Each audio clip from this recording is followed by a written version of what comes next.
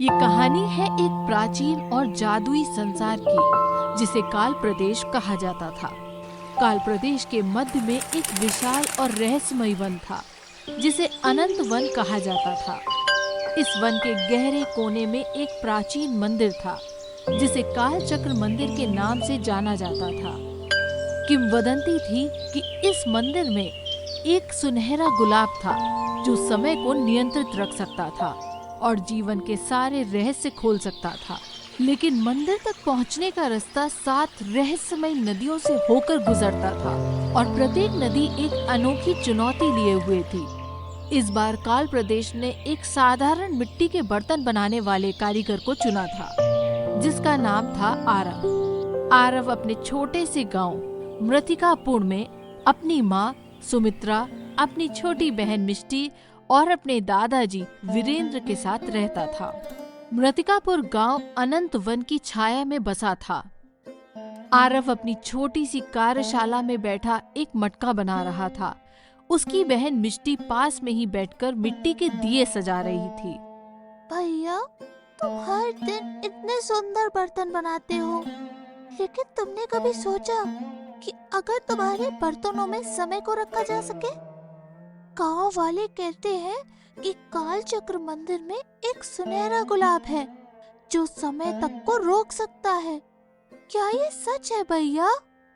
अरे मिष्टी, तेरा मन तो हमेशा कहानियों में उड़ता रहता है। हाँ, मैंने कालचक्र मंदिर की बात सुनी है। लोग कहते हैं कि वहाँ एक सुनहरा गुलाब है, जो समय को मोड़ सकता है।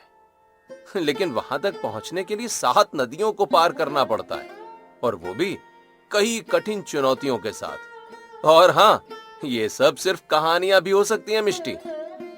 ये कहानियां नहीं आरव, हकीकत है बेटा। मेरे दादाजी ने भी मुझे बताया था कि काल चक्र मंदिर में समय का असली रहस्य छिपा है, लेकिन वहां जाने की हिम्मत बहुत कम लोगों में होती है, और जो गया भी वो आज तक कभी वापस नहीं लौट कर आया। तुम्हारा काम है बर्तन बनाना और अपने परिवार का ख्याल रखना, इसलिए इन खतरनाक सपनों को छोड़ दो।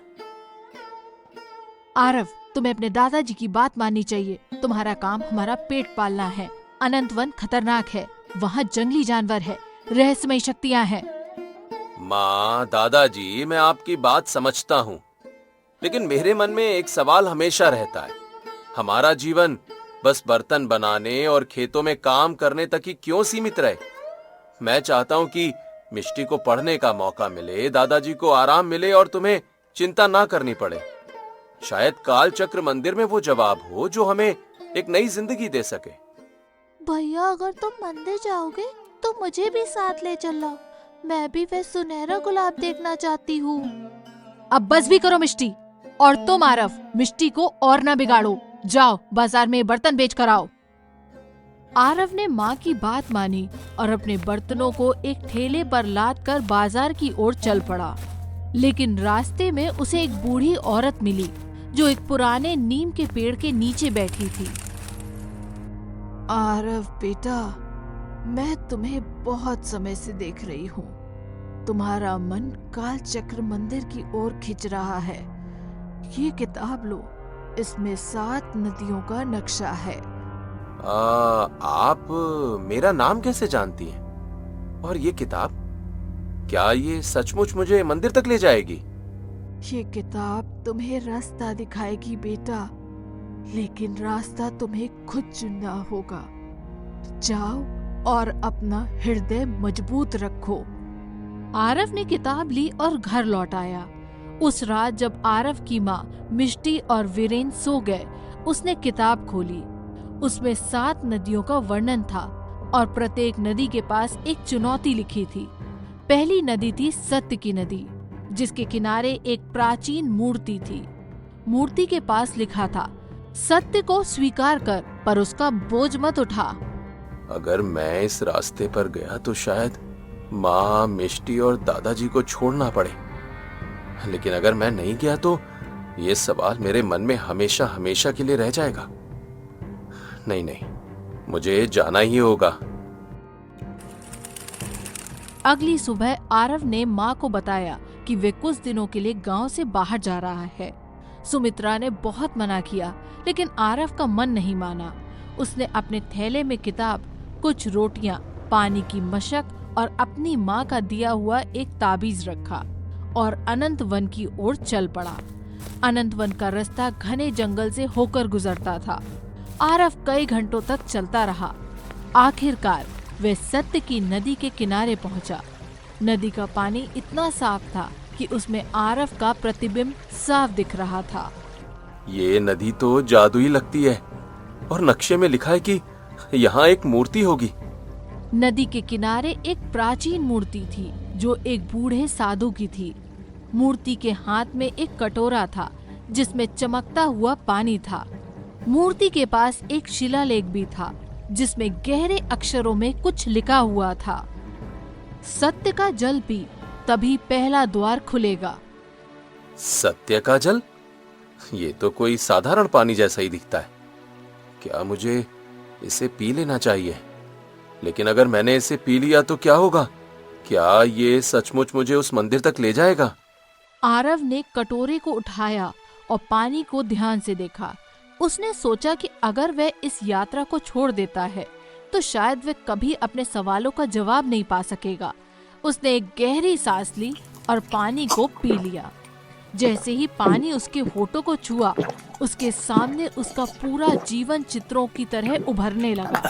उसने देखा कि कैसे उसने एक बार गांव के मंदिर से कुछ सिक्के चुराए थे ताकि मिष्टी के लिए एक नई किताब खरीद सके। उसने ये भी देखा कि कैसे उसने अपनी माँ से झूठ बोला था कि वह बीमार है ताकि वह एक दिन अपनी कार्यशाला में आराम कर सके। अरे ये क्या हो रहा है? ये पानी, ये तो मुझे मेरे सारे सच दिखा रहा है। मैंने तो इन बातों को भूलने की बड़ी कोशिश की थी। क्या मैं वाकई इतना गलत हूँ? तभी मूर्ति की आंखों में एक चमक उठी और अचानक वहाँ एक बूढ़ा साधु प्रकट हुआ। आरव चौंककर पीछे हट गया। उसका दिल जोर जोर से धड़क रहा था। कौन कौन है आप? और आप यहाँ अचानक कहाँ से आ गए? अरे अरे अरे अरे, डरो मत आरव, मैं कोई भूत नहीं हूँ। मैं तो सत्यनाथ हूँ, इस सत्य की नदी का रक्षक। तुमने सत्य का जल पी लिया, लेकिन सत्य को सहन करना इतना आसान नहीं है बेटा। मेरी चुनौती है कि तुम्हें अपने जीवन का एक ऐसा सच बताना होगा जिसे तुमने कभी किसी से नहीं कहा। यदि तुम्हारा सच शुद्ध है तभी पहला द्वार खुलेगा, लेकिन अगर तुम झूठ बोलोगे तो ये नदी तुम्हें अपने साथ बहा ले जाएगी। मेरा सच? ये कहना मुश्किल है, लेकिन जब मैं छोटा था मैंने गांव के मंदिर से कुछ सिक्के चुराए थे। मैं चाहता था कि मिष्टी को एक किताब मिले ताकि वो पढ़ सके, और मैंने अपनी माँ से झूठ बोल दिया था कि मुझे कुछ पैसे मिले थे, और मैं आज तक उस बात का बोझ ढो रहा हूँ। तुम्हारा सच शुद्ध है आरव। सत्य को स्वीकार करना ही तुम्हारा पहला कदम है। तुमने अपने दिल की बात कही और ये नदी उसे स्वीकार करती है। ये लो पहला कालमणि, इसे संभाल कर रखना, क्योंकि इसकी मदद से ही तुम उस मंदिर के दरवाजे को खोल सकते हो। सत्यनाथ ने आरव को एक चमकता हुआ नीला पत्थर दिया। आरव ने उस पत्थर को अपनी थैली में रखा और नदी के किनारे बने एक रास्ते पर आगे चल पड़ा। जंगल इतना घना था कि सूरज की किरणें भी जमीन तक नहीं पहुंच रही थी। आरव को हर कदम पर सावधानी बरतनी पड़ रही थी। कई घंटों की यात्रा के बाद वह विश्वास की नदी के किनारे पहुंचा। इस नदी का पानी सुनहरा था, मानो उसमें सूरज की किरणें समाई हों।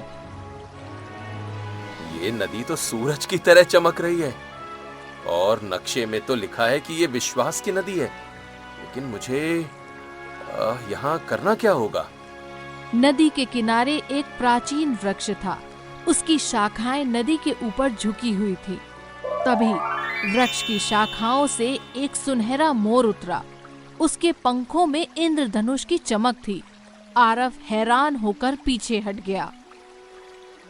अरे ये क्या, एक मोर, और ये अचानक यहाँ कैसे उतरा? क्या ये मुझे आगे का रास्ता दिखाने वाला है? हाँ? अरे अरे मजाक सा लग रहा है। हंसो मत आरव। हाँ, मैं ही तुम्हारा रास्ता दिखाने वाला हूँ। मैं विश्वास का दूत हूँ, इस विश्वास की नदी का संरक्षक। मेरी चुनौती है कि तुम इस नदी में एक बीज बो, लेकिन ये बीज कोई साधारण बीज नहीं, ये तुम्हारा विश्वास होगा। बोलो, तुम्हें किस पर सबसे ज्यादा विश्वास है और क्यों? मुझे अपनी माँ मिष्टी और दादाजी पर सबसे ज्यादा विश्वास है। मेरी माँ ने मुझे सिखाया कि मेहनत और ईमानदारी से हर मुश्किल को पार किया जा सकता है। मिष्टी की मासूमियत मुझे हिम्मत देती है और दादाजी की कहानियां मुझे रास्ता दिखाती हैं। लेकिन सबसे ज्यादा विश्वास तो मुझे अपने आप पर ही है, क्योंकि मैं जानता हूं कि अगर मैं ठान लूं तो मेरे लिए कुछ भी असंभव नहीं है। तुम्हारा विश्वास मजबूत है आरव, लेकिन विश्वास को साबित करना पड़ता है। इस नदी में कूद जाओ। यदि तुम्हारा विश्वास सच्चा है तो तुम नदी में डूबोगे नहीं, लेकिन अगर तुम्हारा विश्वास कमजोर हुआ तो ये नदी तुम्हें अपने साथ ले जाएगी। नदी में? नहीं नहीं, ये तो बहुत गहरी लगती है। अगर मैं डूब गया तो मेरी माँ मिष्टी और दादाजी का क्या होगा? लेकिन अगर मैंने ये नहीं किया तो इसका पश्चाताप मुझे हमेशा ही रहेगा, इसलिए मुझे ये करना ही होगा। आरव ने अपनी आंखें बंद की और अपने परिवार को याद किया। उसने अपनी माँ का ताबीज सीने से लगाया और नदी में छलांग लगाई। जैसे ही वे पानी में डूबा, उसे लगा कि वह हवा में तैर रहा है। तब उसने आंखें खोली। वह नदी के दूसरे किनारे पर खड़ा था और उसके हाथ में एक सुनहरा पत्थर था। तुमने विश्वास का बीज बो दिया आरव। ये है दूसरा कालमणि। इसे लो और तीसरी नदी की ओर बढ़ो। आरव ने उस सुनहरे पत्थर को अपनी थैली में रखा और आगे बढ़ा। रास्ता अब एक ऊंची पहाड़ी की ओर जा रहा था, जहां तीसरी नदी थी। पहाड़ी का रास्ता पथरीला और खतरनाक था। सूरज डूब रहा था और आसमान लाल रंग में रंगा था। कई घंटों की चढ़ाई के बाद वह साहस की नदी के किनारे पहुंच गया। इस नदी का पानी लाल था, मानो उसमें आग की लपटें तैर रही हों। ये नदी तो आग की तरह जल रही है और नक्शे में लिखा है कि ये साहस की नदी है। लेकिन मुझे यहाँ पर क्या करना होगा? नदी के किनारे में ही एक प्राचीन तलवार जमीन में गड़ी थी। तभी नदी के बीच एक विशाल शेर प्रकट हुआ। आरव डर से कांप उठा। पीछे हटते हुए तलवार की ओर देखा। अरे बाप रे, ये शेर कहाँ से आ गया? भागो, नहीं तो मैं मर जाऊंगा। कौन हो तुम और तुम मुझे खा जाओगे क्या? शांत हो जाओ आरव, मैं तुम्हें खाने नहीं आया। मैं साहस का स्वामी हूँ, इस साहस की नदी का रक्षक। मेरी चुनौती है कि तुम मेरे साथ युद्ध करो। यदि तुम जीते तो तीसरा कालमणि तुम्हारा होगा, लेकिन अगर तुम हारे तो ये नदी तुम्हें अपनी आग में भस्म कर देगी। युद्ध? अरे मैंने तो कभी तलवार तक नहीं उठाई। मैं भला तुम्हारा मुकाबला कैसे कर सकता हूँ? मैं तो बस एक साधारण सा कारीगर हूँ जो मिट्टी के बर्तन बनाता है। साहस तलवार में नहीं, हृदय में होता है आरव। तुमने यहाँ तक का रास्ता तय किया, ये तुम्हारा साहस ही तो है। उठाओ ये तलवार और अपने डर से लड़ो। अगर तुम अपने डर को हरा सके तो मैं क्या कोई भी तुमसे जीत नहीं सकता। डर? मेरा डर तो ये है कि मैं अपने परिवार की उम्मीदों पर खरा नहीं उतर पाऊंगा। लेकिन अगर मैं यहाँ रुक गया तो मैं कभी नहीं जान पाऊंगा कि मैं क्या कर सकता हूँ। आरव ने तलवार उठाई। वह इतनी भारी थी कि उसे दोनों हाथों से पकड़ना पड़ा। शेर ने अपने पंजे से प्रहार किया, लेकिन आरव ने किसी तरह उसे रोक लिया। उसने अपने साहस को जागृत किया और एक जोरदार प्रहार किया। शेर पीछे हट गया। वाह वाह वाह आरव, तुमने अपने डर को हराया है। साहस वो नहीं जो डर की अनुपस्थिति में हो, बल्कि वो है जो डर के बावजूद आगे बढ़ता है। ये है तीसरा कालमणि, इसे ले लो और आगे बढ़ो। शेर ने आरव को एक लाल पत्थर दिया जो गर्म था, मानो उसमें आग जल रही हो। आरव ने उस पत्थर को अपनी थैली में रखा और पहाड़ी से नीचे उतरा। अब उसका रास्ता एक रेगिस्तान की ओर जा रहा था, जहाँ चौथी नदी थी। रेगिस्तान इतना विशाल था कि उसका अंत दिखाई ही नहीं दे रहा था। आरव को यहाँ पहुँचने में कई दिन लग गए और उसकी मशक का पानी लगभग खत्म हो चुका था। आखिरकार वह करुणा की नदी के किनारे पहुंचा। इस नदी का पानी हरा था, मानो उसमें जंगल की सारी हरियाली समाई हो। अरे, ये नदी तो जंगल की हरियाली की तरह हरी है। नक्शे में लिखा है कि ये करुणा की नदी है। नदी के किनारे एक छोटा सा मंदिर था। तभी नदी के पानी से एक सफेद हिरण उभरा। उसके सींग चांदी जैसे चमक रहे थे। आरव चौंक गया, लेकिन हिरण की कोमल आंखें देखकर थोड़ा शांत हुआ। वाह, एक हिरण पानी से निकला। हे तुम बोलते भी हो क्या? बताओ कौन हो तुम? हाँ, मैं बोलता हूँ आरव। मैं करुणा का प्रतीक हूँ, इस करुणा की नदी का संरक्षक। मेरी चुनौती है कि तुम अपनी आखिरी चीज किसी जरूरतमंद को दे दो। यदि तुम्हारा हृदय करुणा से भरा है तो चौथा कालमणि भी तुम्हारा होगा। तभी नदी के किनारे एक बूढ़ा व्यक्ति दिखा जो थककर जमीन पर बैठा था। उसके कपड़े फटे हुए थे और वह कमजोर लग रहा था। पानी, पानी, मुझे कोई थोड़ा सा पानी पिला दो। मैं कई दिनों से इस रेगिस्तान में भटक रहा हूँ।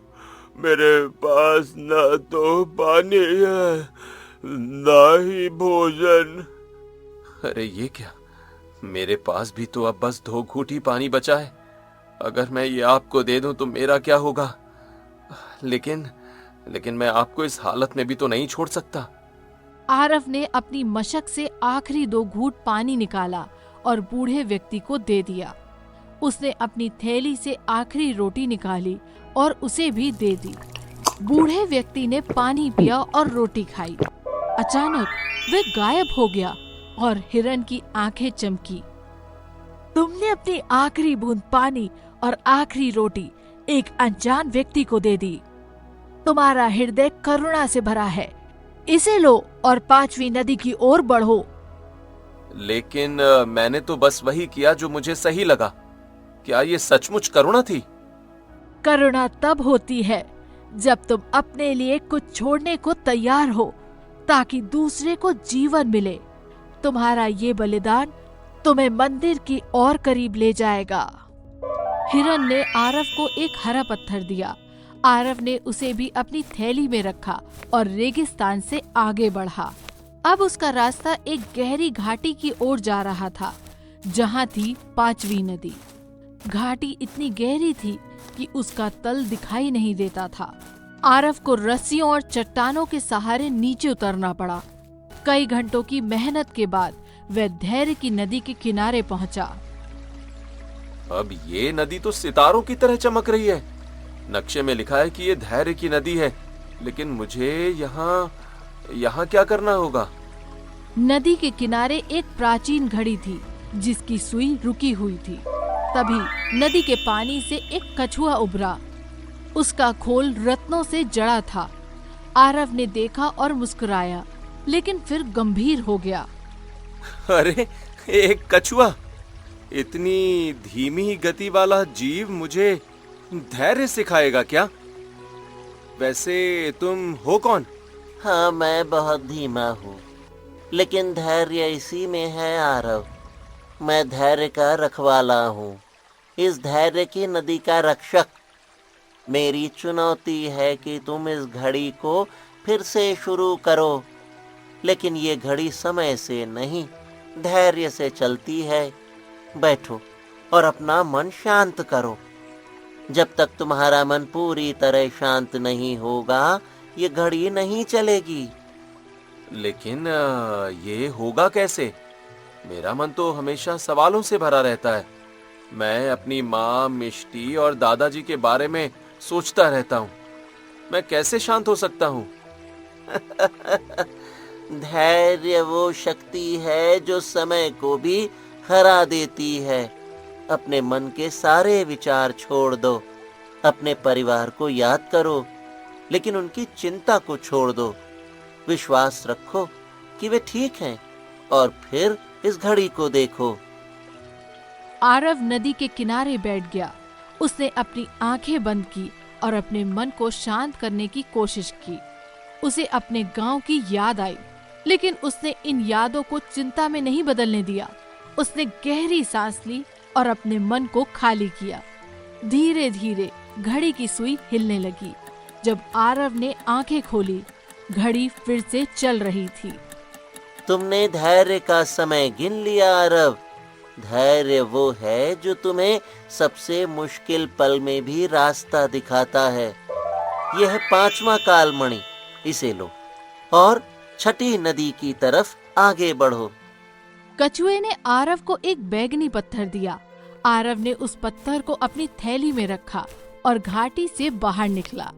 अब उसका रास्ता एक जंगल की ओर जा रहा था, जहाँ छठी नदी थी। जंगल में चांदनी की रोशनी बिखरी थी। अब हर पेड़ चमक रहा था। आरव कई घंटों तक चलता रहा और आखिरकार वह प्रेम की नदी के किनारे पहुंच गया। ये नदी तो सच में बड़ी सुंदर है। नक्शे में लिखा है कि ये प्रेम की नदी है। नदी के किनारे एक प्राचीन मूर्ति थी जो 2 प्रेमियों की थी। तभी नदी के पानी में एक सफेद खरगोश उभरा। उसके कान लंबे और मुलायम थे। अरे, एक नन्हा सा खरगोश। हे, तुम यहाँ? तुम भी बात करते हो क्या? वैसे कौन हो तुम? बताओ ना। हाँ आरव, मैं भी बोलता हूँ। मैं प्रेम का संदेशवाहक हूँ, इस प्रेम की नदी का रक्षक। मेरी चुनौती है कि तुम अपने जीवन का सबसे गहरा प्रेम याद करो। बोलो, तुम्हारा प्रेम किसके लिए है और क्यों? मेरा प्रेम मेरी माँ, मिष्टी और दादाजी के लिए है। माँ ने मुझे हर मुश्किल में संभाला। उनकी हर सांस मेरे लिए चिंता है। मिष्टी की मासूमियत मेरे लिए दुनिया की सबसे बड़ी ताकत है। और मेरे दादाजी, उनकी कहानियां तो मेरे लिए प्रेरणा है। मैं उनके लिए ही तो ये यात्रा कर रहा हूँ, ताकि मैं उन्हें वो सुख दे सकूं जिसके वो हकदार हैं। तुम्हारा प्रेम शुद्ध है आरव, लेकिन प्रेम को साबित करना पड़ता है। इस नदी में डूब जाओ और अपने प्रेम को अपने मन में रखो। यदि तुम्हारा प्रेम सच्चा है तो नदी तुम्हें डुबाएगी नहीं। नदी में डूब जाऊं? लेकिन अगर मैं नहीं बच पाया तो मेरी माँ, मिष्टी और दादाजी का क्या होगा? लेकिन मैंने यहाँ तक का रास्ता तो तय कर लिया है, इसलिए अब मैं पीछे नहीं हट सकता। आरव ने अपनी आंखें बंद की और अपने परिवार को याद किया। उसने अपनी माँ का ताबीज अपने सीने से लगाया और नदी में छलांग लगा दी। पानी गर्म और सुखद था और उसे लगा कि वह अपनी माँ के आलिंगन में है। कुछ देर बाद जब वह नदी के दूसरे किनारे पर निकला, उसके हाथ में एक गुलाबी पत्थर था। तुमने प्रेम का आलिंगन कर लिया आरव। ये है छठा कालमणि। इसे लो और 7वीं नदी की ओर बढ़ो। लेकिन याद रखो, अंतिम नदी तुमसे सबसे बड़ी कीमत मांगेगी। आरव ने उस गुलाबी पत्थर को भी अपनी थैली में रखा और जंगल से आगे बढ़ा। अब उसका रास्ता काल चक्र मंदिर की ओर जा रहा था। 7वीं नदी एक चमकती हुई नदी थी। नदी के किनारे एक प्राचीन मंच था, जिस पर एक सुनहरा सितारा रखा था।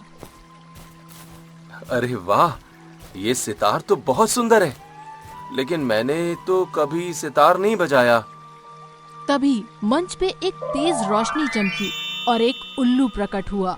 उसके पंख चांदी जैसे थे। आरव उसे देख हंस पड़ा। उल्लू, अब तो रात का राजा मुझे सितार बजाना सिखाएगा क्या?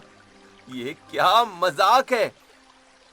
मजाक नहीं है आरव, मैं रात में देखता हूँ जो दिन में नहीं दिखता। मैं संगीत का ज्ञानी हूँ, इस 7वीं नदी का रक्षक। मेरी चुनौती है कि तुम इस सितार से अपना सत्य का गीत बजाओ। यदि तुम सफल हुए तो 7वां कालमणि तुम्हारा होगा, लेकिन अगर तुम असफल हुए तो इसकी तुम्हें भारी कीमत चुकानी पड़ सकती है। अरे लेकिन मैं तो एक कारीगर हूँ, मैं भला सितार कैसे बजा सकता हूँ? और सत्य का गीत क्या होता है, मुझे तो ये भी नहीं पता। सत्य तुम्हारा हृदय जानता है आरव। अपने जीवन के सारे सच को याद करो। तुम्हारे सुख दुख, गलतियां और जीत, उन्हें सितार में उतार दो। सत्य वो नहीं जो तुम छिपाते हो, बल्कि वो है जो तुम स्वीकार करते हो। मैंने तो अपने परिवार के लिए यात्रा शुरू की। मैंने गलतियां की, लेकिन मैंने उन्हें स्वीकार किया। मैंने डर का सामना किया, विश्वास को जिया और प्रेम को अपनाया। शायद यही मेरा सत्य है। आरव ने सितार उठाया और आंखें बंद की। उसने अपने जीवन के हर पल को याद किया। माँ की लोरियां, मिष्टी का गुनगुनाना, दादाजी की कहानियां और अपनी यात्रा की हर वो चुनौती। उसने सितार के तार छुए और एक ऐसा गीत बजा कि नदी की लहरें थम गई। गीत इतना सुरीला था कि अनंत वन के हर प्राणी ने उसे सुना। तुमने सत्य का गीत बजा दिया है आरव। ये है 7वां कालमणि। इसे लो और काल चक्र मंदिर की तरफ बढ़ो। उल्लू ने आरव को एक सफेद पत्थर दिया। आरव ने उस पत्थर को भी अपनी थैली में रखा और मंदिर की ओर बढ़ा। कालचक्र मंदिर अनंत वन के सबसे गहरे हिस्से में था। मंदिर का प्रवेश द्वार 7 रंगों से चमक रहा था। आरव ने अपने थैले से 7 पत्थर निकाले और उन्हें द्वार के सामने रखा। अचानक पत्थर चमकने लगे और द्वार धीरे धीरे खुल गया। ये मंदिर, ये तो वाकई में जादुई है। लेकिन अब क्या करना होगा मुझे? मैंने 7 नदियां तो पार की, लेकिन ये सुनहरा गुलाब कहाँ है? मंदिर के अंदर एक विशाल कक्ष था, जिसके बीच में एक सुनहरा मंच था। मंच पर 7 पत्तों से बना एक सुनहरा गुलाब रखा था, जो 7 अलग अलग रंगों में चमक रहा था। मंच के पास एक शिलालेख था। सुनहरे गुलाब को छुओ और समय का रहस्य जान लो। तभी मंच पर एक तेज रोशनी चमकी और एक सुंदर स्त्री प्रकट हुई। उसका चेहरा चांदनी की तरह चमक रहा था। मैं कालिका हूँ, इस कालचक्र मंदिर की रक्षिका। तुमने 7 नदियों की चुनौतियां पार की आरव। अब अंतिम चुनौती है, इस सुनहरे गुलाब को छुओ और अपने जीवन का सबसे बड़ा सवाल पूछो। मेरा सबसे बड़ा सवाल, मैं जानना चाहता हूँ कि मेरे परिवार का भविष्य क्या होगा। क्या मैं उन्हें वो सुख दे पाऊंगा जिसके वो हकदार हैं? तुम्हारा हृदय शुद्ध है आरव। इस सुनहरे गुलाब को छुओ और अपना जवाब जानो। आरव ने सुनहरे गुलाब को छुआ और उसके सामने एक दृश्य उभरा। उसने देखा कि वह अपने गांव में है। मिष्टी एक स्कूल में पढ़ रही है और उसके चेहरे पर मुस्कान है। सुमित्रा एक नए घर में खुश है और वीरेंद्र, उसके दादाजी, बच्चों को कहानियां सुना रहे हैं। गांव समृद्ध और हरा भरा है। ये सुनहरा गुलाब तुम्हें वह भविष्य दिखा सकता है जो तुम्हारा विश्वास और मेहनत बना सकते हैं। इसे लो और अपने गांव लौट जाओ, लेकिन याद रखो, समय का असली रहस्य तुम्हारा हृदय है। कलिका ने आरव को सुनहरा गुलाब दिया। जैसे ही आरव ने गुलाब को छुआ, मंदिर में एक तेज रोशनी चमकी और अब वह अपने गांव के चौक में खड़ा था। गांव वाले हैरान थे। कोई भी कालचक्र मंदिर से वापस नहीं लौटा था, लेकिन आरव लौट आया था। उसी शाम गांव के मुखिया ने उसे बुलाया। आरव, तूने तो असंभव को संभव कर दिखाया। अरे हमें भी दिखा कैसा दिखता है वो सुनहरा गुलाब। मुखिया जी, ये है सुनहरा गुलाब। इसने मुझे सिखाया कि समय का असली रहस्य हमारे हृदय में है। मैं इसे गांव के मंदिर में रखूंगा ताकि हर कोई इसका दर्शन कर सके भैया, तुम वापस आ गए। तुमने सचमुच सुनहरा गुलाब ला दिया। अब तुम मुझे वह कहानी सुनाओ जो तुमने अनंत वन में देखी। अरे मेरी प्यारी मिष्टी, वो कहानी तो तुझ में पहले से ही है, बस उसे जीने की जरूरत है। आरव ने सुनहरे गुलाब को गांव के मंदिर में रख दिया। गांव में एक नया नियम बना। हर व्यक्ति अपने हृदय के सत्य को स्वीकार करेगा और अपने सपनों को जिएगा। आरव, मिष्टी, सुमित्रा और वीरेंद्र खुशी खुशी अपने गांव में रहने लगे। सुनहरे गुलाब का रहस्य अब हर दिल में बस गया था।